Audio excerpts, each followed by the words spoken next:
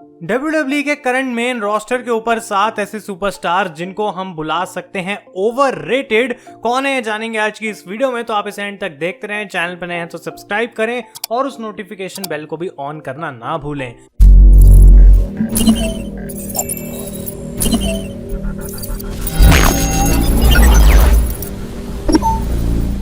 तो गाइस, मैं हूं आयुष और आप देख रहे हैं रेसल इंडिया। और रिसेंटली मैंने एक वीडियो बनाई थी अंडररेटेड सुपरस्टार्स के ऊपर, और कौन से ऐसे सुपरस्टार्स हैं WWE के जिनको शायद और ज्यादा मिलना चाहिए जो उनको करंटली मिल रहा है मेन रोस्टर के ऊपर। तो अगर आपने वो चेकआउट नहीं करी है, डेफिनेटली जाके आप उस वीडियो को देखें।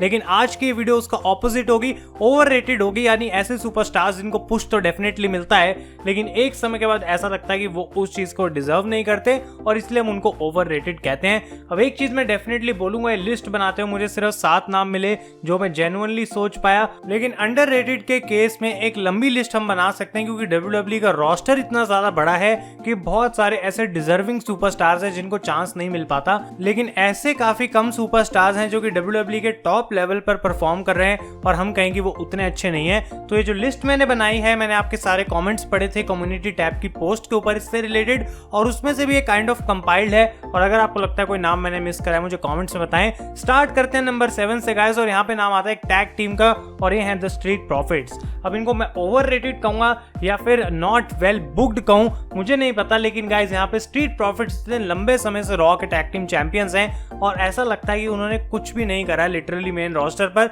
मतलब the most forgettable title right now in WWE मेरे हिसाब से हो सकता है रॉ टैग टीम चैंपियनशिप, क्योंकि इसके साथ लिटरली कुछ चल ही नहीं रहा। मतलब स्ट्रीट प्रॉफिट्स कब टाइटल हारेंगे, कौन उनको हराएगा, कुछ आइडिया नहीं है। स्ट्रीट प्रॉफिट्स की हाइप जो इतनी थी NXT के बाद, वो खत्म कब हो गई, कब वो उड़ के हवा में चली भी गई, वो चीज हमें तो पता चल चुकी है, लेकिन WWE को वो रियलाइज क्यों नहीं हो रही वो समझ नहीं आ रहा। और ओवररेटेड मैं इनको इसलिए बुला रहा हूं, मुझे पता है कि इनके अंदर टैलेंट है, अच्छे मैचेस दे सकते हैं, लेकिन ओवररेटेड इस केस में कि इतने लंबे समय तक इनको चैंपियन बना के रखा हुआ है कि इसमें कोई भी सेंस नहीं बनती और अब वो बोरिंग हो चुके हैं। वही सेम चीज उनकी रिपीट होती है हर हफ्ते, और उनका वो वी वांट द स्मोक वाला जो स्टाइल है मेरे हिसाब से is too old for fans now, और उनके साथ कुछ फ्रेश करने की जरूरत है यहाँ पे WWE को।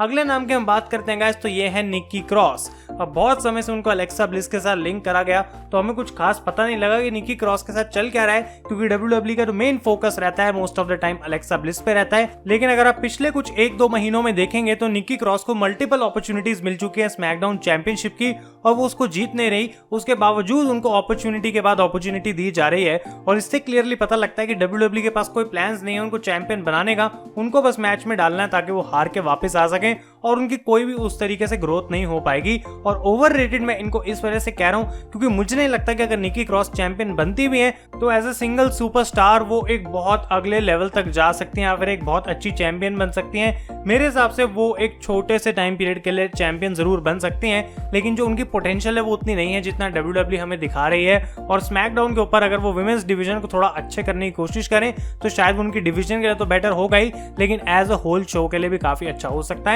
अगले नाम की हम बात करते हैं तो ये होगा एक डिबेटेबल नाम, लेकिन गाइस ये है monster among man Braun Strowman. अब रिसेंटली इनको बहुत अच्छे तरीके से बुक तो करा गया था, उनकी नई मॉन्स्टर वाली लुक वो लेकर आए, लेकिन उसके बाद हुआ क्या, पहले वो अपना टाइटल फील्ड से हारे समर स्लैम में, और उसके एक हफ्ते बाद रोमन रेंज ने उनको फिर से पिन कर दिया। तो ब्रॉन स्ट्रोमैन को यहाँ पे WWE ने इतना गंदा बुक करा है ओवर द इयर्स कि अब उनके साथ कोई भी गिमिक वो लेके आ जाए, मैं कभी इस चीज को बिलीव नहीं कर सकता हूँ WWE के क्रिएटिव के साथ कि ब्रॉन स्ट्रोमैन को वो एज ए सुपरस्टार बुक करने वाले हैं, क्योंकि वो चीज कभी होने नहीं वाली। हमेशा ब्रॉन स्ट्रोमैन के अगेंस्ट में कोई 1 या 2 ऐसे सुपरस्टार्स रहेंगे जो कि प्रेफरेंस में ऊपर हैं, और इस वजह से ब्रॉन स्ट्रोमैन का पूरा कैरेक्टर धुल चुका है। और ओवररेटेड मैं इस वजह से कहूंगा क्योंकि ब्रॉन स्ट्रोमैन का भी जो पोटेंशियल है, जो उनका एरिया है वो बहुत छोटा है, और वही एक चीज वो बार बार रिपीट करते रहेंगे तो एक समय के बाद वो फैंस के अगेंस्ट काम नहीं आने वाली है, और ये चीज उनको थोड़ा सा ओवररेटेड बनाती है।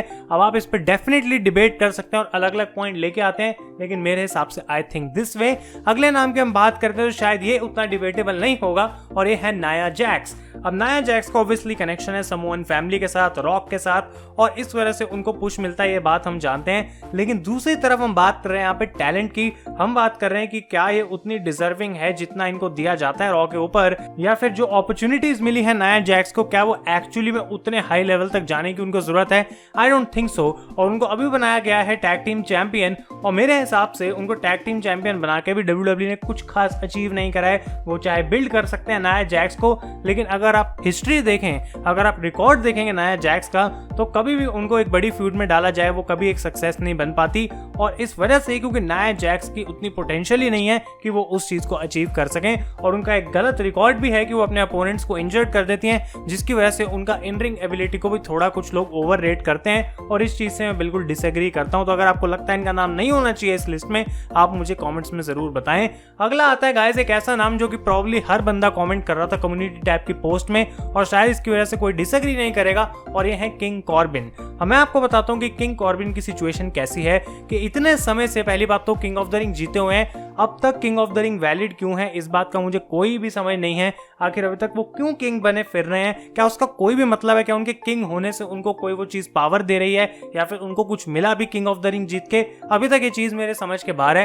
लेकिन इस चीज को मैं हटा भी दूं तो इतने समय से किंग कॉर्बिन या फिर बैरन कॉर्बिन वही सेम चीज करी जा रहे हैं कि कोई उनको नहीं देखना चाहता। मतलब अगर एक दो अच्छे मैचेस वो दे भी दें कभी गलती से, तो वो चीज कोई लोग इतने नोटिस नहीं करते हैं, क्योंकि उनकी बुकिंग इतनी बेकार है, इतनी रेपिटेटिव है, और उनको लोग बहुत बोरिंग भी मानते हैं जब वो रिंग के अंदर आते हैं। तो ये चीज एक काफी शेयर्ड ओपिनियन है हम लोगों के बीच में, और इसकी वजह से डेफिनेटली इनको मुझे लिस्ट में डालना था। अगले नाम की मैं बात करता हूँ गाइस, तो ये है शार्लेट फ्लेयर। और यहाँ पे केस कुछ ऐसा है जैसा कि रोमन रेंस के साथ था एक समय पे, जब वो एक बहुत ज्यादा बड़े फेस थे, और कुछ भी हो जाए WWE रोमन रेंस को ही बुक करती थी, और रोमन रेंस को सारे मैच जीतने थे, चाहे क्राउड को पसंद आया या ना आए। वो चीज एक पॉइंट पे अब शार्लेट फ्लेयर के साथ भी हो रही है, क्योंकि अगर WWE को शार्लेट फ्लेयर और अपने और किसी भी फीमेल सुपरस्टार में से चुनना हो तो 90% ऑफ द टाइम वो शार्लेट को चुनेंगे। और यहाँ पे मैं बात इसलिए नहीं कर रहा कि वो ड्रॉ हैं या फिर वो WWE के लिए फाइनेंशियली बहुत अच्छी हैं, हम ओवररेटेड की बात कर रहे हैं गाइस। और ओवररेटेड का मतलब ये होता है कि चाहे कुछ भी हो जाए हम इसी का साथ देंगे, चाहे फैंस को पसंद आए या फिर ना आए।